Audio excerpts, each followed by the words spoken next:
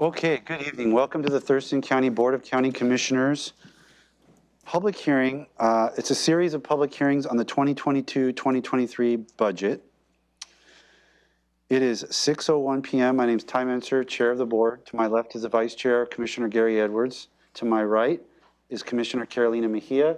To her right is the County Manager, Ramiro Chavez, our Assistant County Manager, Robin Campbell, and our Clerk of the Board, Amy Davis. The purpose of this hearing is to accept and consider public comment on the proposed 2022 to 2027 Capital Improvement Program, a 6-year capital facilities financing plan, and Appendix G of the Thurston County Comprehensive Plan. Okay. This is a hybrid public hearing. Those wishing to testify have joined in person, by Zoom, or have emailed or mailed in comment.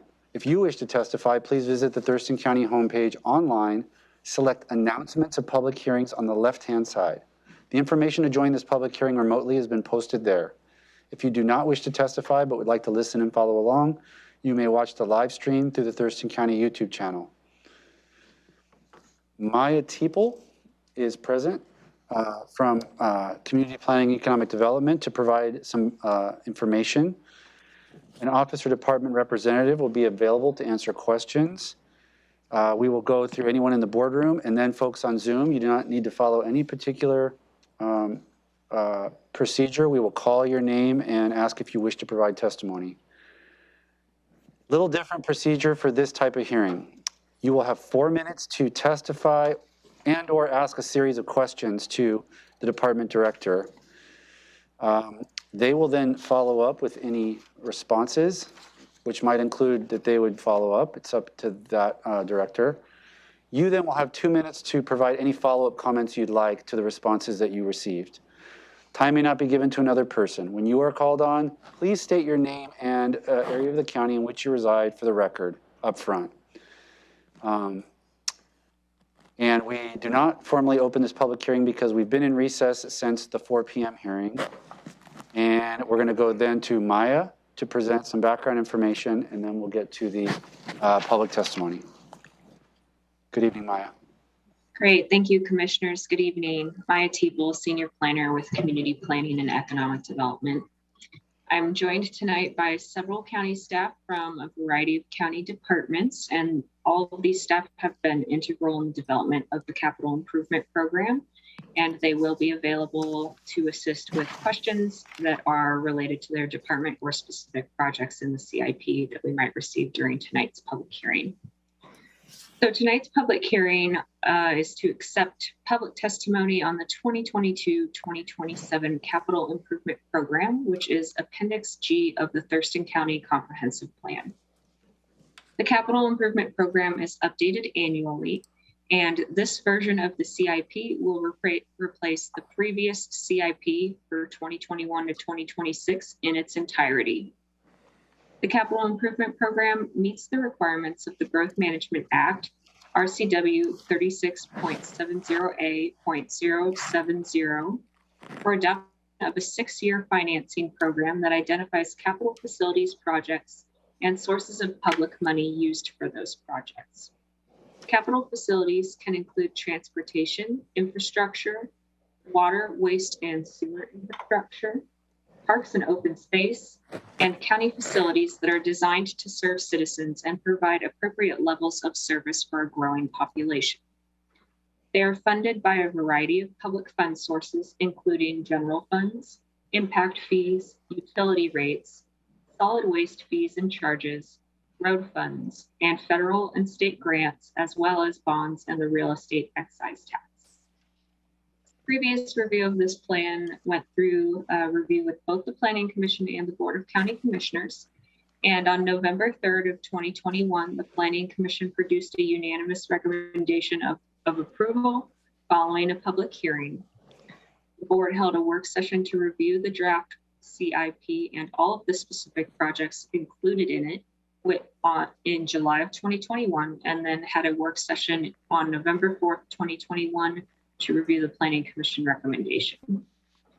For the CIP portion of the budget public hearings, A legal notice was issued in the Olympian on November 12th, 2021, and a webmail was also sent to the community planning's listserv on that same day. In addition to that, a press release was also issued on November 30th, and Thurston County Community Planning updated our website to have all of the appropriate documents prior to this hearing being noticed. Comments received to date. To date, one public comment has been received for the CIP, and it is in regards to a specific project within the plan, more specifically the Green Creek Cove culvert replacement. And the comment suggests that abandoning the road may be a more effective and quicker solution to improving salmon passage as opposed to designing and building a new road. That comment's not specifically against inclusion of that project in the CIP, only relays alternative options to the project. And that concludes my remarks. And without further ado, we can move forward. Questions from the board before we go on? Maya, I saw that comment. I also have some emails related to it, and I don't have my CIP handy. What is the price of the projected price of the Country Club Road culvert replacement project? Do you know? I can pull that up real quick. So right now it is listed as 4 million within the CIP, but it's in the year 2024. So it's not within the next 2 years. It's a bit further out. And if anyone from Public Works would like to speak to that further, you're welcome to join. Yes, good evening, Scott Lindblom. I'm the County Engineer with Public Works, and I can certainly offer some additional information on that. As the public comment noted, there was a question not necessarily in support or against the project, but I'd like to just, for the public that may be listening and for the commissioners and perhaps as a update, our project that the Country Club project in the CIP is kind of a follow-up to an emergency repair that Public Works completed recently. And as you may recall, we had a culvert, a 5-foot diameter culvert under Country Club Road that in the previous inspection in 2019, I believe, was intact, but in September, I believe, of this year, an observation of the culvert found that the culvert had begun to collapse, and it had collapsed about a foot.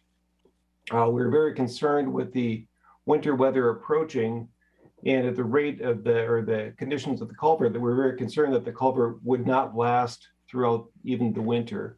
Were that to happen and the culvert were to fully collapse, we were very concerned that it would, first off, perhaps stop the flow of Green Cove Creek temporarily until water built up behind the road embankment and either flooded over the top of the road or weaken the embankment, which would have resulted in significant sediment going downstream into the creek. So that was the emergency repair. We have a plan, and we've already begun working on a plan to replace that culvert with something else. And I think it's really important to understand that at this point, we don't know what that will be. We're undergoing a study right now to determine the best course of action. As our work for the emergency was permitted by Fish and Wildlife, we also have a requirement from Fish and Wildlife to make sure that by 2024, no later, we have a replacement for that creek crossing completed. What that will be, we're looking at 4 different options. At this point, again, we have no preconceived notion what the outcome will be, but we're looking at replacing the existing 5-foot culvert with a pedestrian bridge or a vehicle bridge or a very large diameter culvert that would far meet or perhaps exceed Fish and Wildlife requirements, or the 4th option we're looking at is complete removal of the road itself. So at this point, we don't know what path will be the best for our community, but we're looking at that now. And in any case, we will have a full fish passable stream by the end of 2024. I appreciate that, Scott. That was good. There's part of the public comment is, a video that shows that allegedly fish were getting through the smaller culvert, not as many as should have been, but some were getting through, and now none are getting through. So I'm glad that we're putting a priority on trying to address that. Yeah, and it certainly is a priority for us, and it will continue to be a priority for us. And the $4 million number that you see in the CIP at this point is really a placeholder. until our study is done, which we expect in May of 2022, so May of next year, we really won't know what that number will be yet. So when we get that, we'll be briefing the board with the outcome of that study. You said May of 2022? Yes. Thank you. Okay. Yeah, Commissioner Mejia. Since we're on that topic, can I ask a follow-up question? Absolutely. That's kind of not related to, well, Scott, thank you so much, and thank you, Commissioner Menser, for bringing that up. My question's in relation to, I've received the emails as well, and does it have an effect in the spawning of the salmon if, you know, maybe they're not able to swim upriver 1 year, or maybe 2 or 3? Yeah, certainly if fish are not able to pass by Country Club Road, that stream area upstream of Country Club Road will not be available for spawning. The area downstream is still available for spawning. I am not a biologist, so I make no claims to know the, I guess the area of spawning habitat downstream, but certainly the area upstream is not available. And it should be noted that the Fish and Wildlife Department actually classified the previous culvert, or I should say the existing 5-foot diameter culvert that was failing. They did classify that as a barrier, so it was not a free-flowing open channel as we'd like it to be, and as what would be required now by new fish passage standards.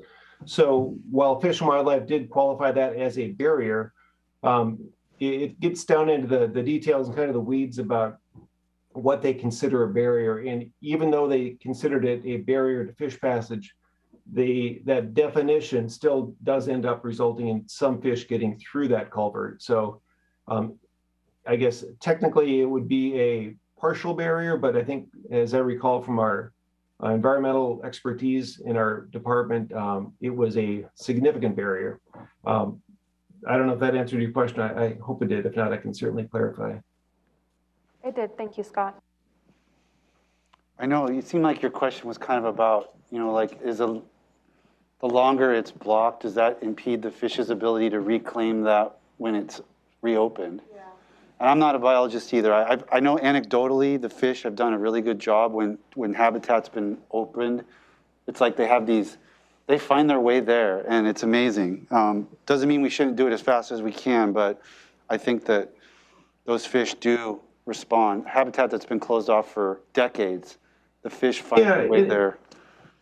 And Chair, I think you bring up a really good point. We've had a great deal of success with our fish passage program that the board created and approved a few years ago, that we've opened up habitat that's been blocked for 50 to 100 years. And I think probably our greatest example was out on Hunter Point, where a culvert had been a complete barrier for probably 100 years, and within a month we saw full-size salmon swimming through that now opened up stream channel where there was a 3-foot culvert. Now there's an 80-foot bridge.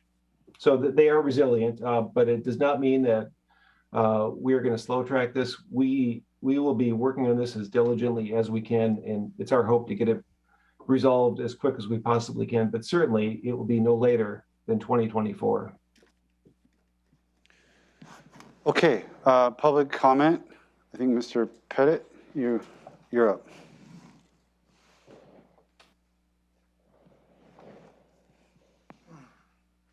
Almost to the end of a day. Good evening, commissioners. I guess since I didn't expect this, I had question and answer. I guess I get to ask a few questions and then I get a response later on. So I'm going to go, since we're talking about the capital improvement program, there's only a few different improvements, which I, of course, have negative feelings towards. But first, I'm going to start out with a numbers question. When we see this capital improvement program, first of all, when you have pages designating the particular funds that they're going to come out of, there's no notation as to whether it's REIT 1 or REIT 2.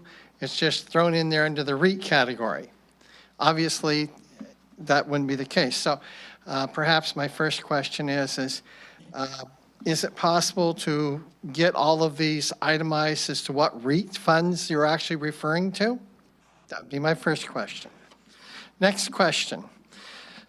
Page 5 of the 6-year plan, and of course, capital improvement plan is a 6-year plan for expenditure of money. That's what the program is. It's not a 6-year plan to bond money and commit for 20 years. So that's an important part about what REIT funds are. And if I'm wrong about that, I would love to have you make comment about that, if you don't mind answering that as a question too. On page 5, I mentioned before that at this point, it's showing real estate excise tax over the 6-year coming in at $84,862,000. Page 345 of your budget book, you will see that actually REIT 1, they're actually suggesting that there's a negative balance at the end of this year of $3,679,000. But come January 1, it'll become $6,192,000. So suddenly, overnight, it increases by millions of dollars, about $9 million worth of increase. And then on the same page, on the lower part, you're going to see where, once again, the funds seem to be just magically increased over the time. Now, historically, REIT has been bringing in between $3 and $4 million a year per REIT account. They're projecting now $5 million a year. Well, if I take $5 million times 2, that'd be $10 million. I'm giving you all the credit. There's $60 million. You can never get to that $84 million figure. So I would like to have you please explain how we got the $84 million figure when there's no projections to show that. The next thing which I wanted to point out on page 5 is it shows proposed new revenues. Well, the top part is existing revenues, and this bottom part of that page, on page 5 of the capital improvement plan, it says proposed new revenues. Now, could you please explain to me how borrowing money, a bond, it'd be like taking $5 out of this pocket, putting it over here, and I got another $5. How is borrowing $50 million a source of revenue? I call that a loan. Maybe commissioners, maybe you can feel like it. Is this the same as like using your credit card and then taking a draw on it, and that's a source of revenue? I mean, I don't understand that particular part. Now, I only have 5 seconds, so I guess I don't get much to say, but I'd like you to make sure you take a look at page 127 and 131. There is nothing there that actually indicates that we should be moving forward with any type of expense. So please answer the questions. I'll wait.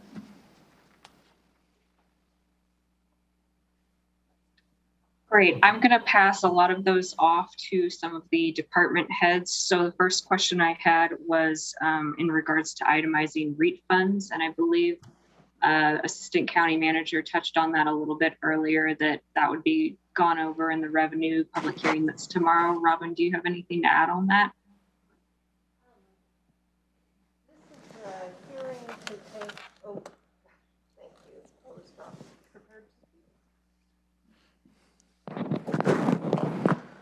So we will be reviewing REIT tomorrow as part of the revenue hearing, but this is a hearing to take comments on the capital facility plan.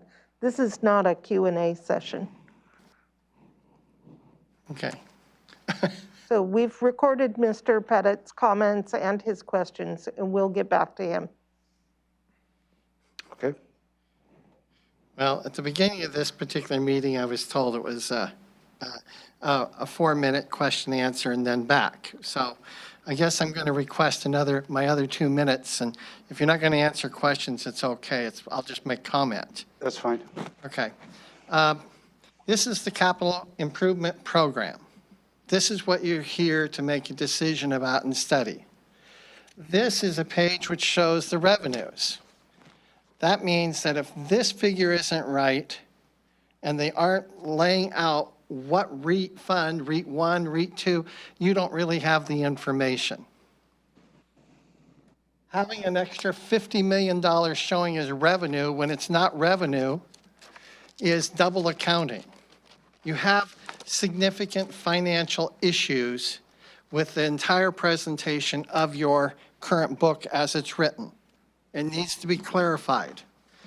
And for my last minute, I guess I'm going to give is, I'm going to reassert that according to the plan here that was posted, the project for over on 3000 Pacific, the project scope is to design and construct for build out all tenant improvements. That's saying that the county was going to be doing it. They were going to construct it. They're not scheduled to construct it based upon the information I have from the city. Right now, we have no control factors. You don't make more money by borrowing money. You just go in debt. The whole concept that we'll just call everything revenue gives a complete miscategorization. Please take a look at that page I told you about in the general fund book. You have so many different things here, and you're making big decisions, millions of dollars of decisions. And the only ones I'm complaining about, until you get some proper estimates, is the ones that are going to be, one, about moving facilities from this courthouse to the atrium when you have no figures for cost for that. You have no figures for cost for this. I appreciate you don't want me to say anymore. I'll be done. So I think you need to make sure you get all the numbers before you make decisions. And you can always postpone and start again next year. Thank you. No one else in the boardroom? Anyone? There's a phone number up there on the screen. Yeah, let me check. I think it's a staff member with the phone number with the last digits 8449. Can you confirm you're a staff member? I believe that's Rick Thomas, our staff member. So I don't have anybody else on Zoom to provide public testimony. Okay. Well, then that's this piece of this set of hearings. So we will. Chair, could I ask a question? Yeah, to who are you asking? Well, I don't know, it's probably to the county manager. Okay. I guess. Mr. Pettit brought up. Are you mic'd up? Please. We're making her earn her money tonight. I'm glad I'm not alone. Mr. Pettit brought up two things that I'm interested in, but I'm wondering when I can get the answers to that. When I'm real interested in that, the difference between the $84 million, if it's really half of that for Reit, and the 50 million bond thing, as far as, is it counted as revenue, or we're getting a loan or something? And so when will you be addressing that? Just so, I don't know if I'm supposed to ask you that now, or if you've got it part of your plan, then I'm good with that too. I think tomorrow we're going to be touching base on the revenue. And so that'll cover that? Hopefully we'll cover that, the REIT question. What about the bond? And we have, as you may recall, we have provided the board worksheets and the 10-year financial plan of all the different funds, including the REIT. Okay. So we can, and I think those pieces of documentation have also made available to Mr. Pettit through the conversation in the budget process. We can provide the latest 10-year financial plan of each of those funds. We'll be more than happy to do so. Related to the bond, that's on the strategy. That's on the strategy related to, that is the source of revenue as to how a potential remodel of this courthouse could be. And that has been discussed with the board. That is a bond the board could exercise. You have not made that decision on issuing the bond yet. But that is a source of revenue as to how you can improve this facility. I guess my question is, if it's revenue, but somewhere along the line, we need to take county taxpayers' money and pay back the bond. So And that is, and that in and- places? that is built into the expenditure side, Payments are the revenues expenditures or- and expenditures. And So also, are we going to be covering just some of those simple questions from, we can cover any questions that you want, Commissioner. well, I want to cover them in the right time frame that you've And got. let me take you back, even when we were looking at the REIT 1 and the capacity of the REIT 1, and when we were looking at 10-year financial plan, staff provided with the option as to how we can cover under REIT 1 the potential $50 million bond for the courthouse.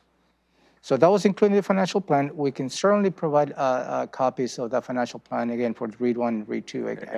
And can that be covered for more than 6 years? I mean, can it be a 20-year thing or doesn't matter?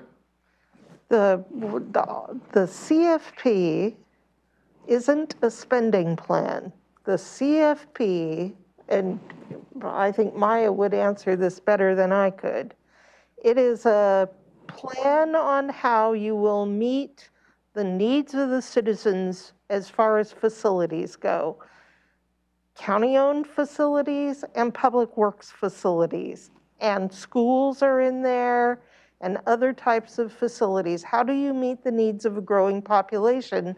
These are the types of public works that we'll do. And you do a 6-year plan and you show that you've got adequate money to pay over that 6-year time.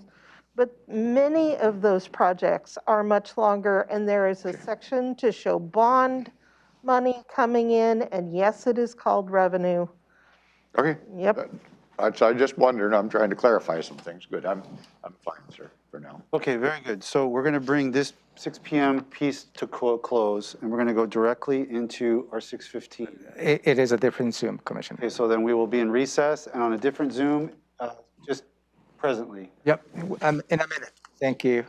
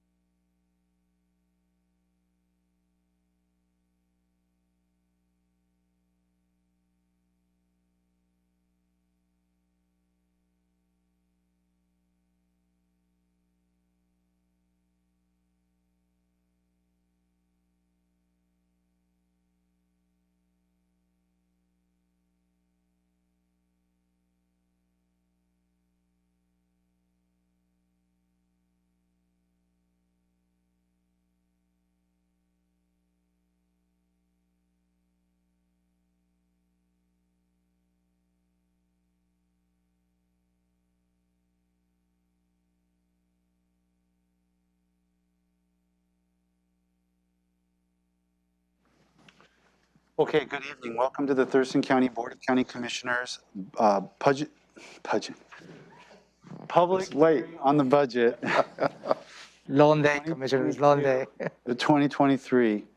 It is Tuesday, Monday, December 6, 2021. It's 6:32 p.m. My name is Ty Menser, Chair of the Board. To my left is Vice Chair Commissioner Gary Edwards. To my right is Commissioner Carolina Mejia.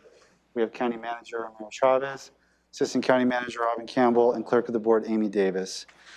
We're here for as long as we need in what's being called an open public testimony as to the budget in general. We've gone through specific departments, and we'll have more of that tomorrow. But we're accommodating at this different time slot a open forum for any public testimony regarding pieces of the budget, proposed budget. The purpose of this hearing then is to accept and consider public comment on the 2022-23 budget and any of the office and department presentations from today's earlier hearings. It's a hybrid public hearing. Those wishing to testify have joined here in person, have connected through Zoom, emailed, or mailed in comment. If you wish to testify, please visit the Thurston County homepage online, select announcements of public hearings on the left-hand side. The information to join remotely has been posted there. If you do not wish to testify but would like to listen and follow along, watch the live stream through the Thurston County YouTube channel. Robin Campbell, our Assistant County Manager, will provide a budget overview. At that point, I will call on folks in the boardroom, and then we will call on folks on Zoom. You will have 4 minutes to testify and or ask us questions that staff will then collect those questions for later response. There will not be any responses tonight in this segment. And then after the last person has been heard, we will be in recess until tomorrow at 1:30, where we'll pick up with a new series of departments and offices. Transportation, environment, I think is first. Okay, so you've got when you get the 4 minutes, you cannot give time to any other person. When you're called on, please state your name and where you reside in the county for the record.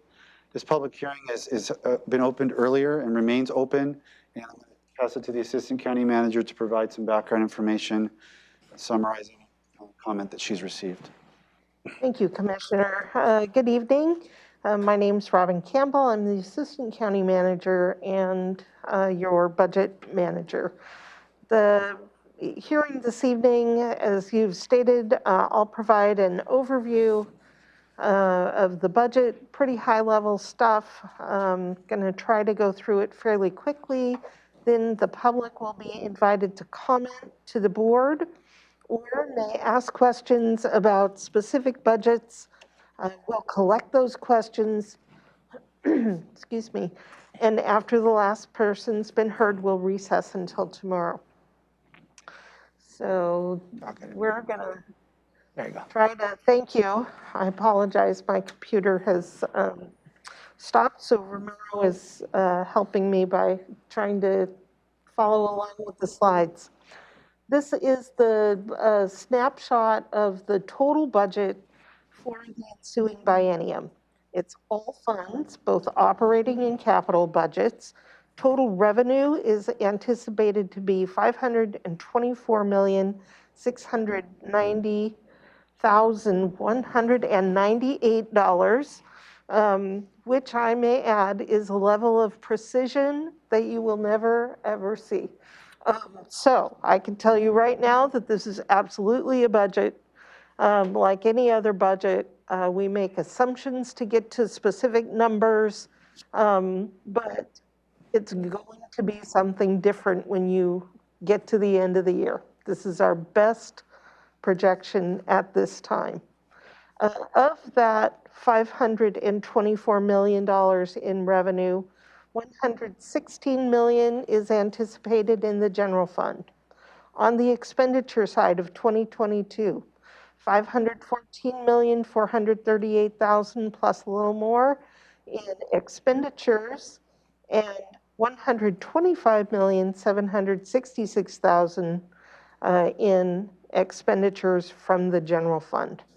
We'll get into more detail on these in just a few minutes. In 2023, it's a little less.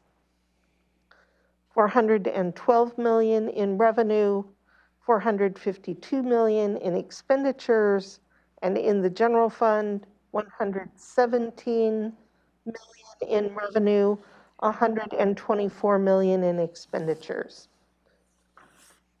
Going to some detail on the proposed revenue. In total funds, all funds added together, the major revenue source is taxes. That is the major revenue source for the county. We're going to break those down. But we also have a substantial amount of revenue that is from charges for goods and services in your enterprise programs. That includes your interfunds. Intergovernmental is money that we get from the federal government, the state government, other governments. You see it is substantial in 2022. That is because of the American Recovery Plan Act, ARPA. Recovery Fund money is all booked currently in 2022. We will be moving that over time as it's spent. It also includes money from other financing sources, and then all the other various funding streams. In the general fund alone, there are approximately 350 funding streams that we track throughout the year. And we spend most our time talking about property tax, and we'll break it down, property tax, sales tax, because that makes up the vast majority of the revenue in the general fund. Those other 348 line items of revenue are very small amounts. Some as small as $100 are booked in revenue, but we track it all and we add it up, and that's what's available to spend. So, operating expenditures. This is the breakdown by strategic area. 25% of the total operating budget is spent on economic vitality, 19% in health and human services, 12% in internal services, 26% of your total county budget on law and justice, 12% on legislative activities, and only 6% on general government. It's a very small piece. Yes, sir. Can you give an example on the economic vitality? Land use and permit funds and activities in CPED. So, Transportation I mean, is that, an economic it vitality. comes close to matching what we spend on law and justice? Yeah. In the big picture, yes, it does. Not in the general fund, In total? You're in talking total funds. Okay. I had a similar reaction to legislative being 12%. How does that? The legislative budget includes all of the funds that the county commissioners manage. So that includes Reit, conservation futures, detention sales tax. We have some fairly big funds in that area that are managed by the board. That's where they sit in the budget breakdown. So that means the board, not the state legislature? Right, Yes, right. the good clarification, thank you. Okay, County that was throwing me. legislative Activity made me body. think of like. Oh, heavens, no. That'll be you. And so like, no, Okay. there's not Yeah, that. these are the funds and programs that you, the county commissioners manage. And the 6% under general government, that's the other elected offices and such. The treasurer, the auditor, Okay. and the assessor. I'm good now. It was, If you said detention sales tax and treatment sales tax, Not treatment sales tax. detention sales tax. Detention sales tax is a fund that's managed by the commissioners. So really that's law and justice. So we could do, the time it would take, quite frankly, in our current system to do that type of differentiation Okay. is, yeah. It's fair, just for the public's benefit, it's fair Yep. to think, There are a few things in that group that could move law and justice, possibly into social services. Okay, thank you. Capital revenue, the total revenue for capital, which includes bond funds, is $73 million in 2022, $29 million in 2023. And on the next slide, Oh, okay, I guess I got to ask that question. Why the big difference between 2022 and 2023? because you'll issue bonds in 2022. So Is that the money all comes in. And then it sits in a fund as we spend it down. Revenue in And the does that first year. show in here? Does that come in and under the other financial sources? Yeah, see, that's That's what it's under, the $65 million. bond? 50 of that is the bond. Now that's if we do it. Of course. Well, yeah, this year, That's the whole budget is if the Yeah. board should approve. Okay, but I mean, when we adopt this budget, I in a will couple of not weeks. ever go and issue bonds without the board Right. approving at a Tuesday afternoon a bond resolution. Are you expecting this month that we're going to authorize you to do bonds for $50 million? No, but it's got to be in your budget if it's going to be done. Okay, that's, in the you were scaring upcoming me, year. so that's okay. No, no, Heavens, Okay. no. No, as you may recall, any issuance of bonds, the board needs to take a legislative action. Yeah. Yeah, From the yeah, budget. yeah, I thought so, but I thought maybe that's kind of where you were headed with this. You're making me nervous. Should the board approve the capital projects, then I will bring you a bond resolution to sign that authorizes us to issue bonds. Okay, got it. And actually, what we'll probably do, just to take a moment on this, is bonds, you've heard us talk about this, you get the proceeds in, and then you have to spend them down within a certain amount of time, or you're subject to arbitrage. And so the recommendation is you don't want to issue bonds until you're very close to construction when you start to have to pay it out. And what I may eventually recommend to you is you split up the bond issues instead of one big lump. But it's got to be in the budget if we're going to do it at all. Okay, All right, so capital expenditures. We're anticipating in 2022 spending approximately 41 million, and in 2023 in capital expenditures 58.3 million. Looking at the general fund, here's the revenue, and again, the big piece is taxes.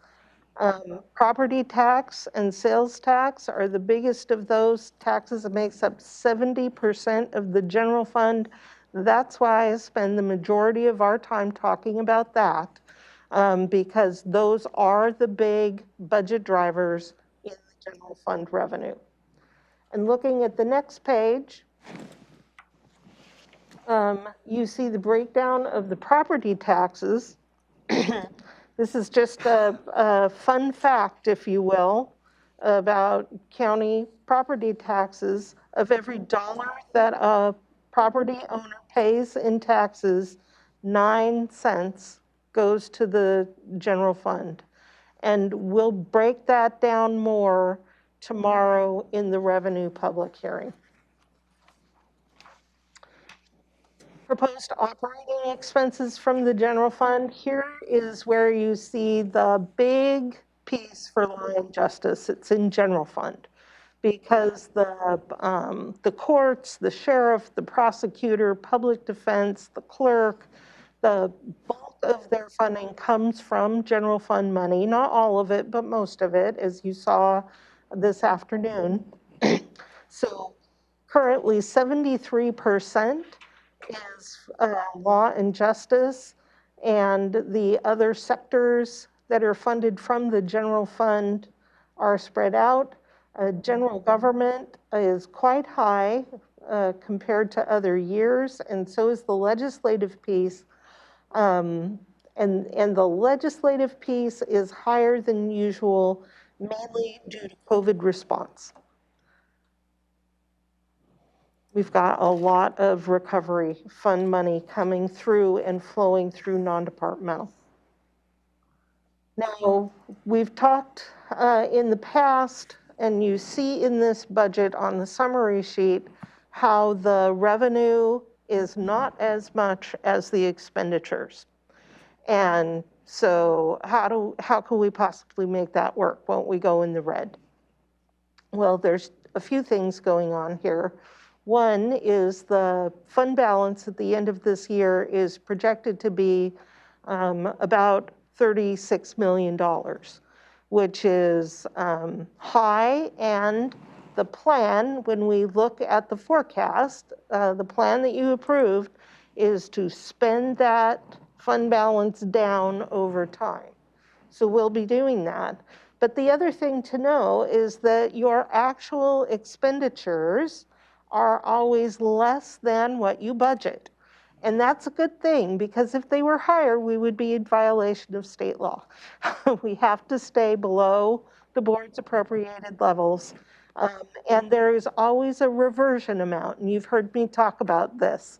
The county normally reverts anywhere from 3 to 5%, and we are currently on track to revert over 7% in general fund appropriation in 2021.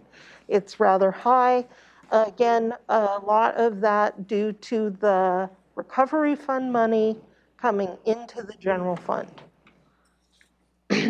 Here's the comparison between expenditures and revenue.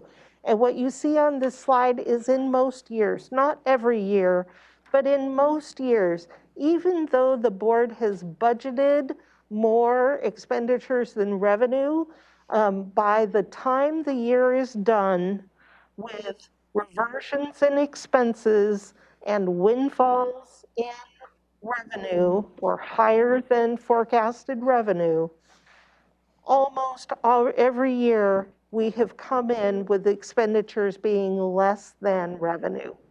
So this is how your fund balance has been built up between this trend and the fact that we have a lot of federal money coming in right now and way higher than usual sales tax. That's what's built up the fund balance in the general fund. Moving on to the workforce. I do apologize. This is a very hard graph to read because the print is so small. If you get into the details, though, you see what's actually much easier to read in graphic form on the next page. I can get the county manager to change the slide. Here is the general fund workforce. That's the green line going up. And you see that in 2011, in the general fund paid for about 580 FTEs. That's been steadily increasing. The board made some budget cuts and held steady in 14 and 15, but since then, the number of FTEs supported by the general fund went consistently up until 2018, and then it took a dip. And it's not because we had less FTEs in 2019, it's because we shifted to a direct appropriation approach. And we moved a lot of FTEs out of the general fund into treatment sales tax and detention sales tax. We've been slowly converting to direct appropriation where possible.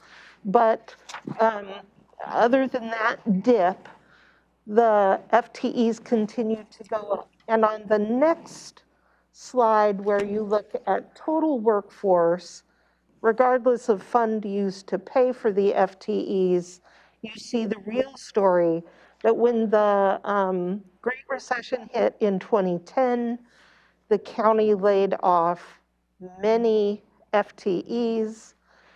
Since 2011, over the next about 4 to 5 years, the county held steady.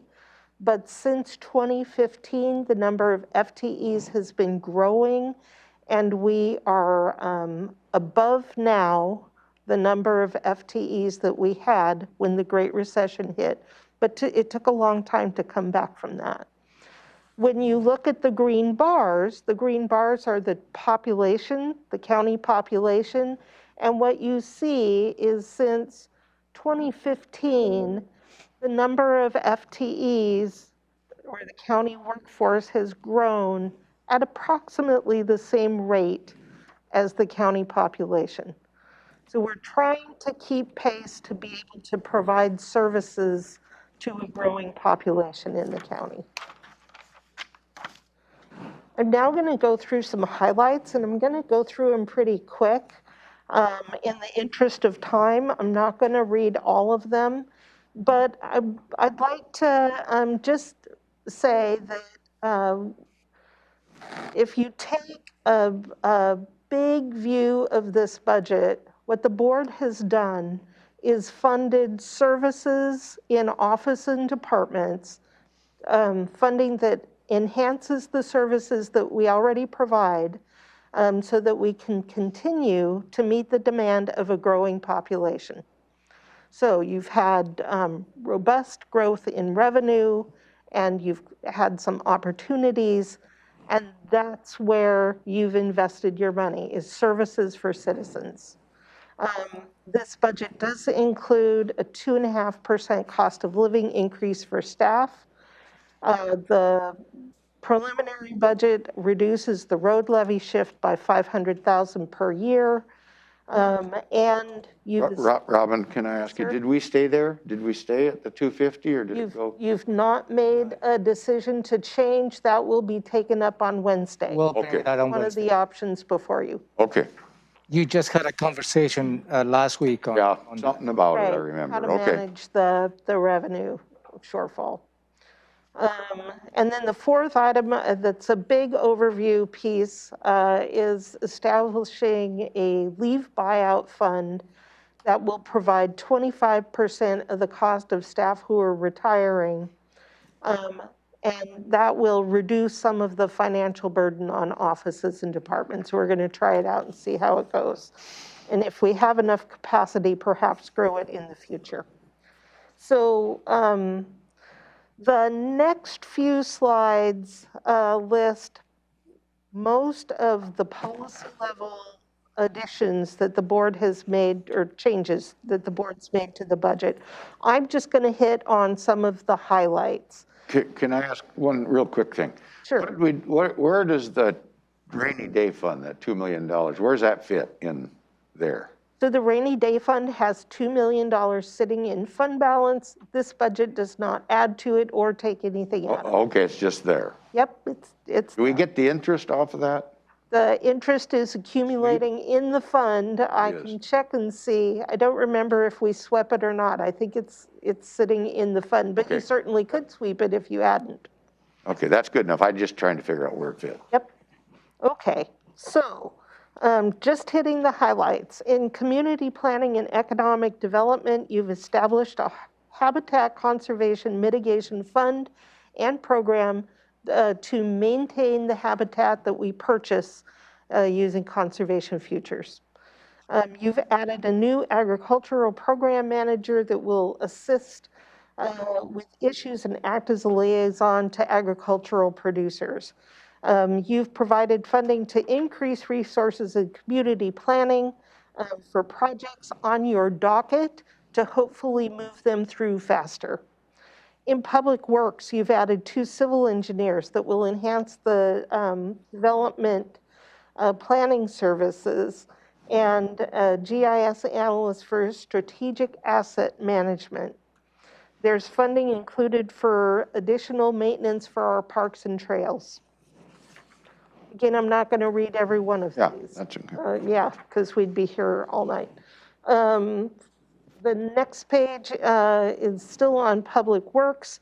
A few of the highlights are you have funded numerous studies that will identify and assist to prioritize future capital project needs, and you've leveraged over 11 million in new grant funding that will support both operating and capital programs.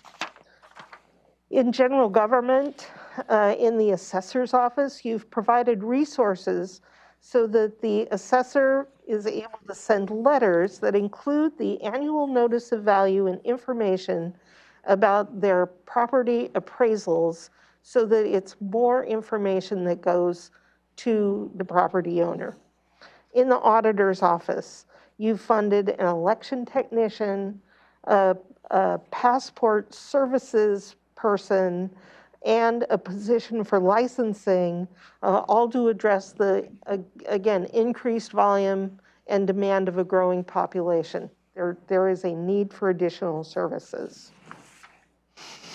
In Health and Human Services, one of the biggest areas in the county for the last 2 years, there is a placeholder for anticipated revenue and associated expenditures to continue the response to COVID-19. And we all hope that by the end of the ensuing biennium that we're no longer talking about COVID. There is money coming in from the state for foundational public health, and the board has grouped that into 3 categories of spending. You reinforce capacity, you enhance communicable disease prevention and response, and you've included funding for environmental health. So we've enhanced foundational public health to keep our county healthy.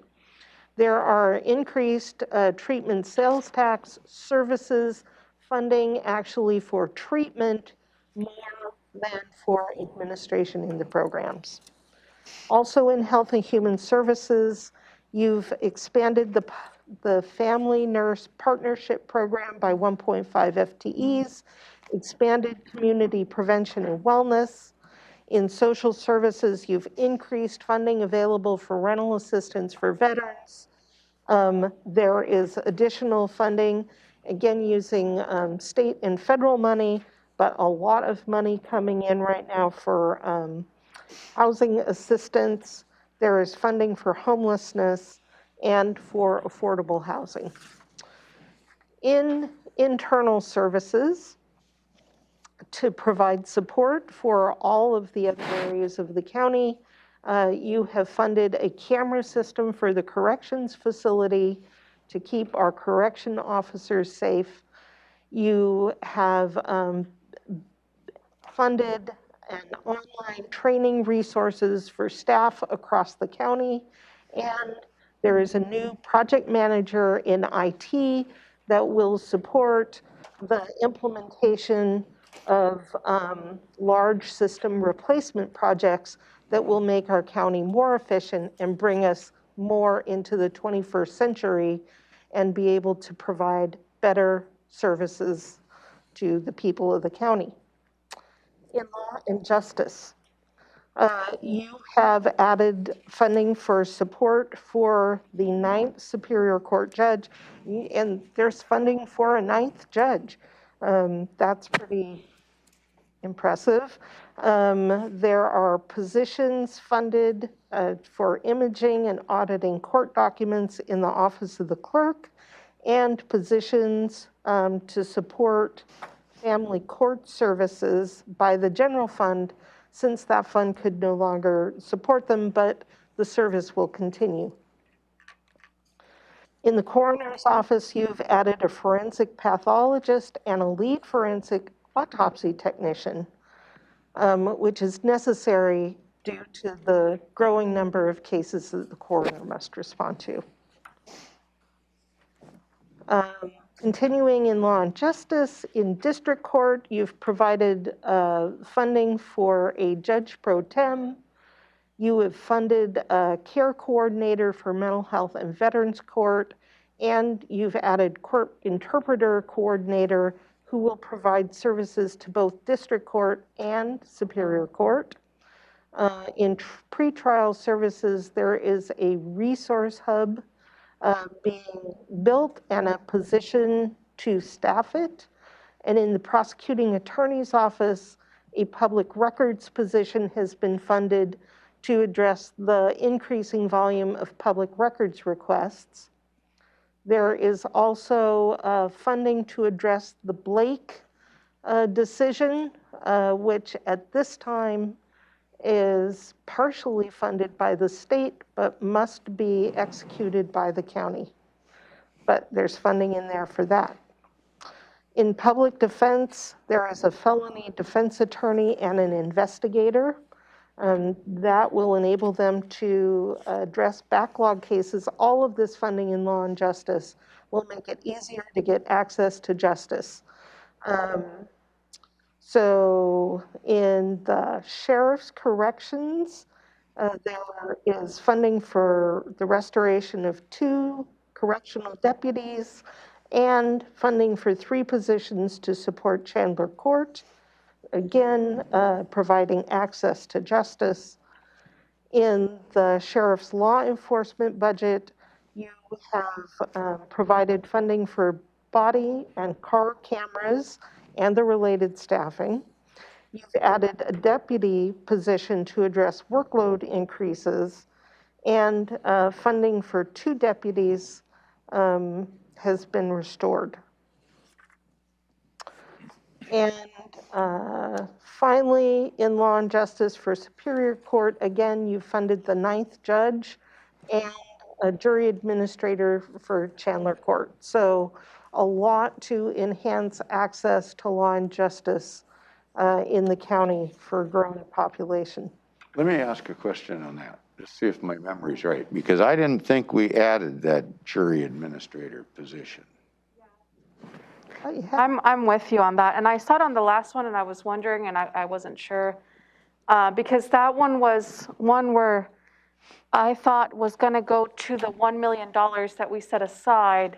It's part of the, So we didn't vote on it because it wasn't going to be our decision. It was going to be up to it's part of the backlog the funding. back, as part as, you know, how Right. they would arrange the $1 million that we set aside for that. Right, it is coming out of, but it's part of that funding is part of this budget. All money is in. So it's not coming out of general fund? It is not from the general fund, no, sir. This is everything. It's from ARPA. Okay. Okay. Yep. I don't remember specifically, but I'm I sorry? do understand the scope of the things that that are listed out here on pages 40 through 51 are all fund. It's All not just funds, general funded. not just general fund. programs. That's exactly right, all funds. These are all funds.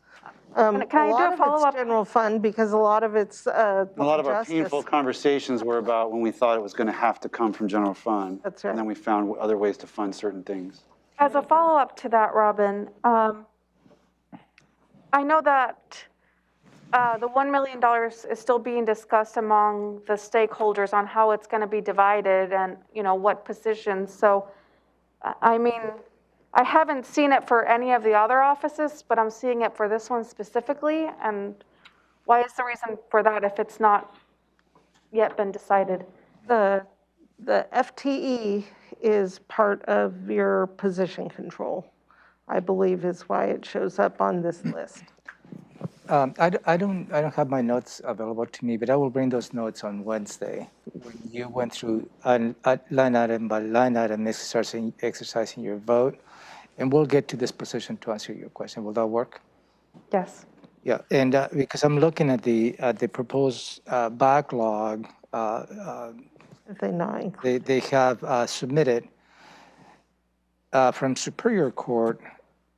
I have some expenditures proposed, but I didn't see that position, so I need to circle back where that position falls. Okay, because I looked back Okay, on my we'll notes. check on it. We'll Yeah, check on that. I looked back on my notes, and this was one where it was stricken off specifically. I took really detailed notes because Right. it was stricken off because it was going to go to that conversation. But Right. I guess I'll jump on since Commissioner. It would definitely kinda come out of the recovery fund. It's part of the addressing the backlog Chandler, at it's really Chandler about Court. managing Chandler, which we wouldn't have Exactly. Chandler without. That's exactly right. But Chandler's Commissioner all Mejia is about- right that when we allocated the bucket for the law and justice system, we didn't get into any like, okay, you get that and you get that. It was going to be, people were going to make their requests and they were going to be managed. That's right. We're still working our way through that. So make sure to cross-reference that and that it's on track, or not. Yeah, It's we'll, not, we'll pull follow it up off. on that. Okay, yeah, we'll cook It is a preliminary budget, Which page is that on? I can mark it. 50. Okay, got it. Okay. That last bullet. Last group is the legislative highlights in the Board of County Commissioners and Non-Departmental. You have provided funding for a climate mitigation position to coordinate and complete county tasks related to the climate mitigation plan for the region. You've provided a placeholder to implement the racial equity plan. There is an increase in the Conservation Futures Fund for habitat conservation land as part of the HCP, and there is funding for animal services to increase services in the rural county. The next page is capital. You see a breakdown on page 52 of the buckets, if you will, of funding for projects in the areas. So like Public Works, Parks and Trails, 1.8 million in 22, $1 million in 23. Then you see future years that these projects will still be spending money for a total parks and trails capital budget of 9.6 million. And that's for the six-year spent plan? in Is that for the future six-year years, plan? Six-year plan. And this is specifically the projects that will include funding over time.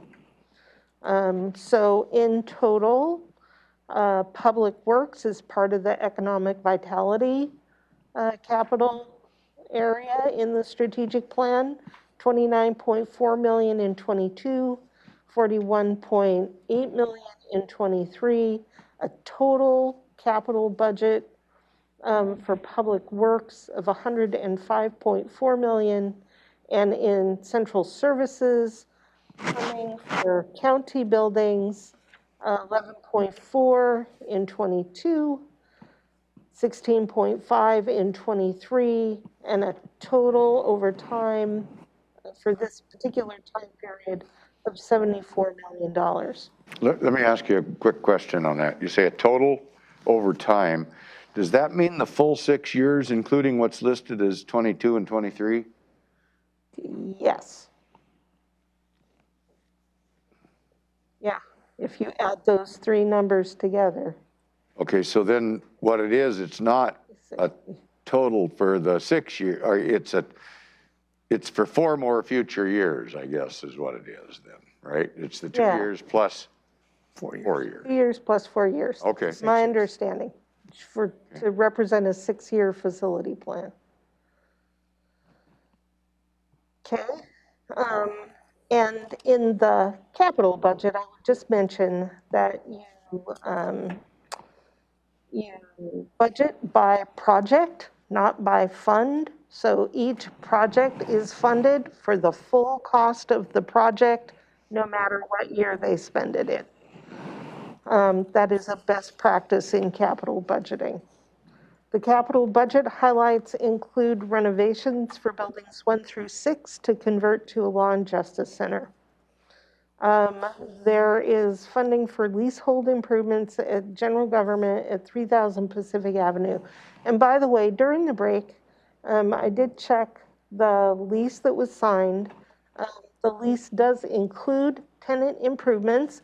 The piece that we stripped out was for furniture and equipment that is independent of the building, but it is common, as the county manager said earlier, leases often, almost always include costs for tenant improvements, which is things like running cable and dropping electric and building walls and the other physical attributes of the building itself. That is part of the lease. So just wanted to provide that clarification. There is funding for those improvements in this budget, and there's funding for remodel at Mottman, which, as you heard, the auditor is currently working with the design consultant. In Public Works, just a few of the highlights, quite a few of these projects to work on your trails. There is money for a restroom at the Yelm Rainier Tenino Trail. There is a second solid waste transfer station.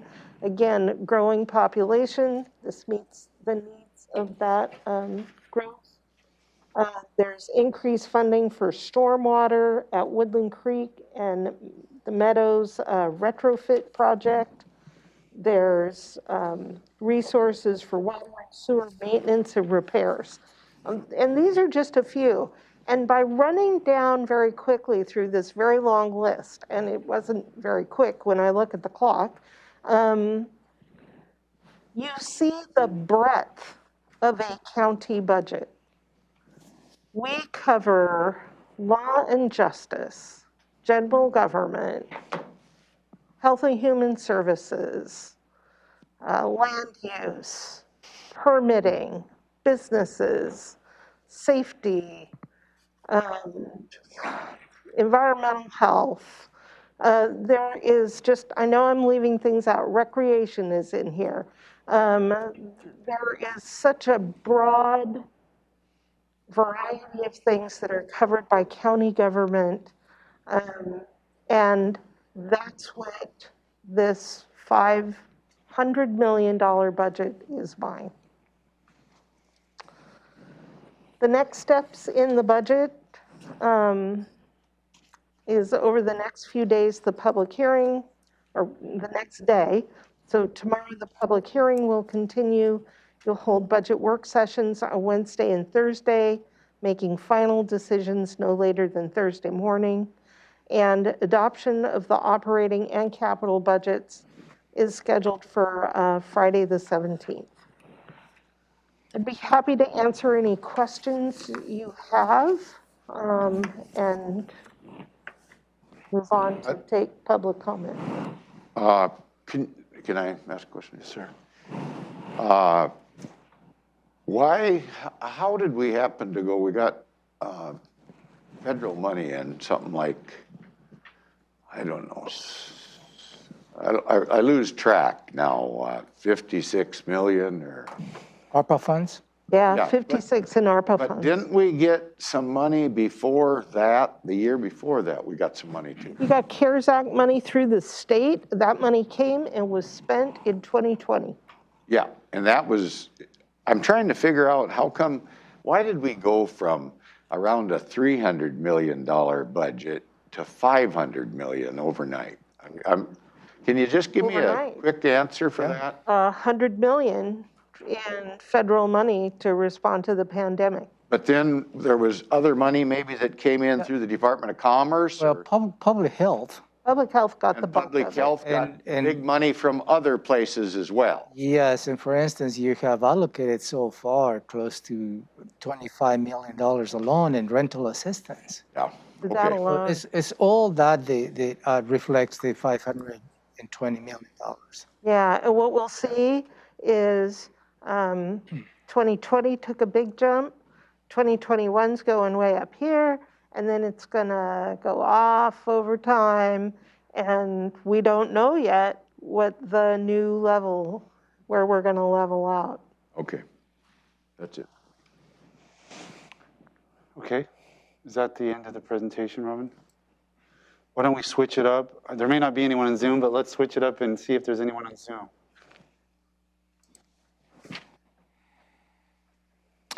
Yes, I have some names in here. Let me see if I can stop sharing my screen.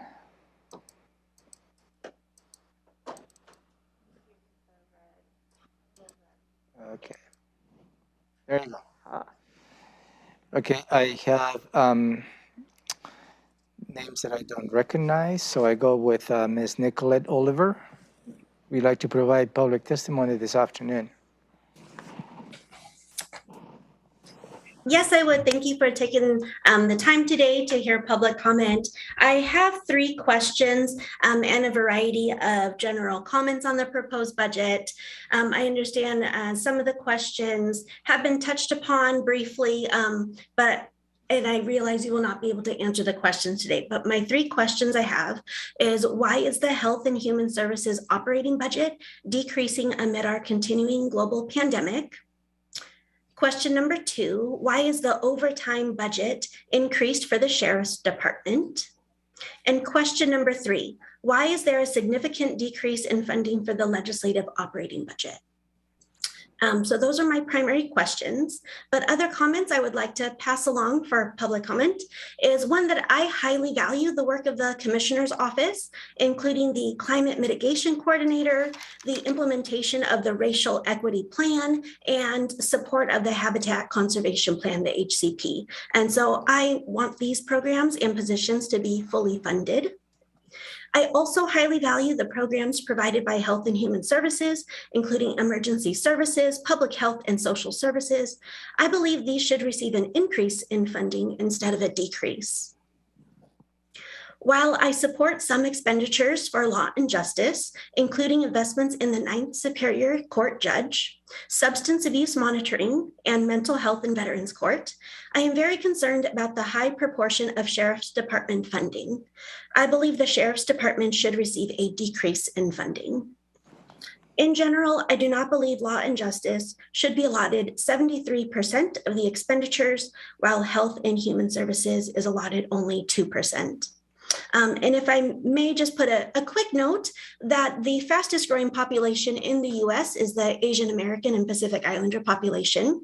And Thurston County has one of the largest AAPI communities in the state of Washington. And so that's why I'm very passionate about some of the racial equity work that the commission is doing. So I applaud you for those plans, and I look forward to their implementation. Thank you so much for your time. Thank you. Next, I have Ms. Fatima Gonzalez. Would you like to provide testimony this afternoon? I'm just letting you know this. Thank you for the opportunity, though. Thank you. Next, I have Ms. Susan Leforge. Excuse my pronunciation. Would like to provide testimony this afternoon.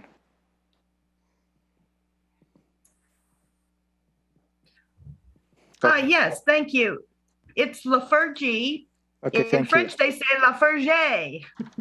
I'm just basically here to learn as a citizen of Thurston County about how your budget plans are made and implemented. Thank you. Thank you. Next, I have a phone number with the last 4 digits of 2448. Would you like to provide testimony this evening?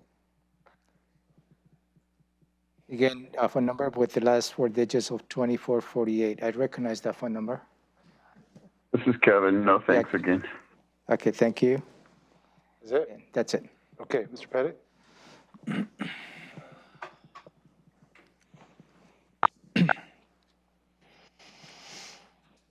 Good evening, Commissioners, and this is the close of a night, a long day.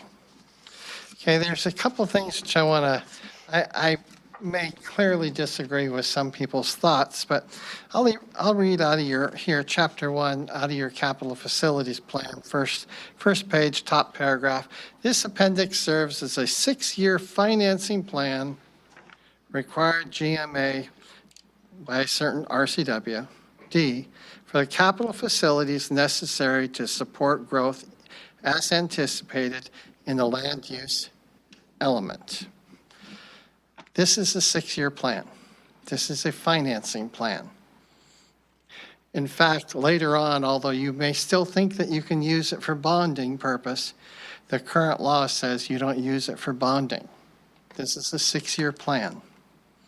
And that will bring forth some serious problems later on, should you decide to go forward. Now, one of the things which I also brought to your attention in recent, last few days especially, has to do with part of the issues that I see that has happened within this budgeting process. And in real estate, we do trust accounts. A trust account means we have to account for every dollar for every particular client.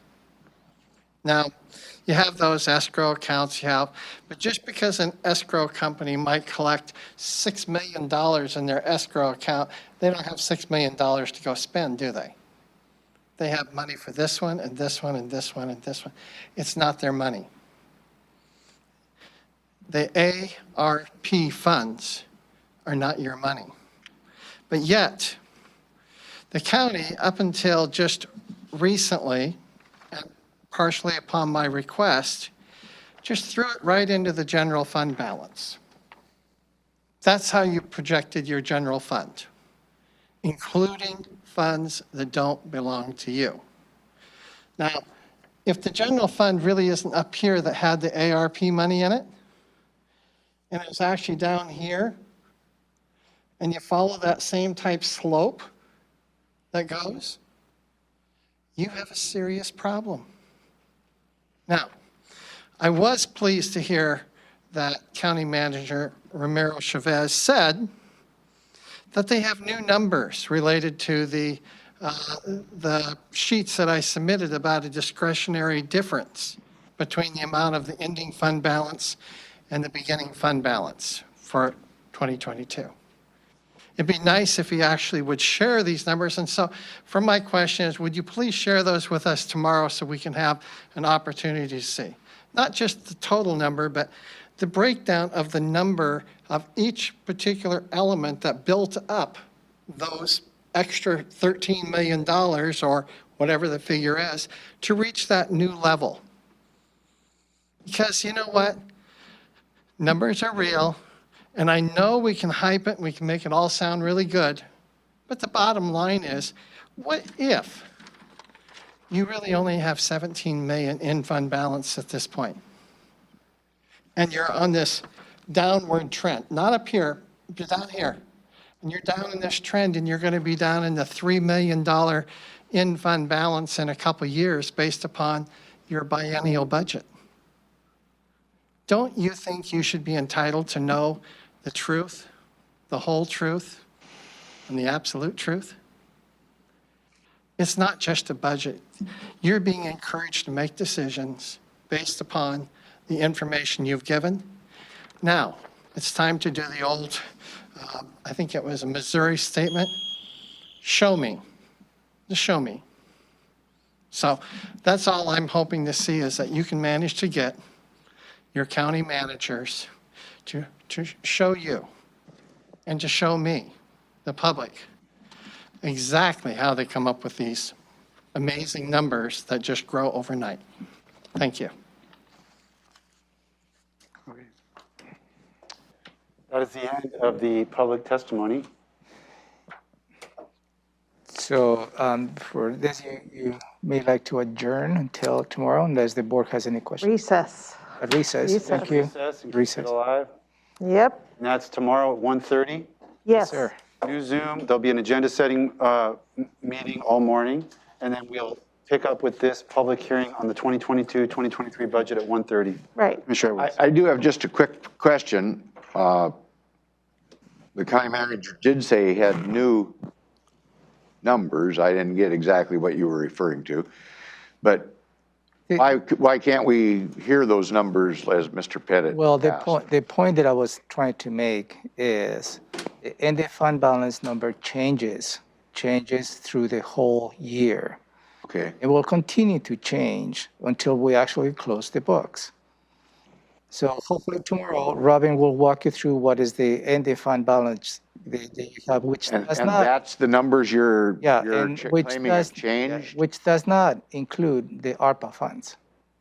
Oh, so that 35 million that Mr. Pettit was referring to, it's taken that ARPA funds out of there? Yeah, and you have Taken out a and long you have ago. seen, and I can probably walk you through the binder they Okay. have provided to you Yeah. on the whole expenditures. That does not include the ARPA funds. Thank you. Thank you. Okay, with that, we'll be in recess.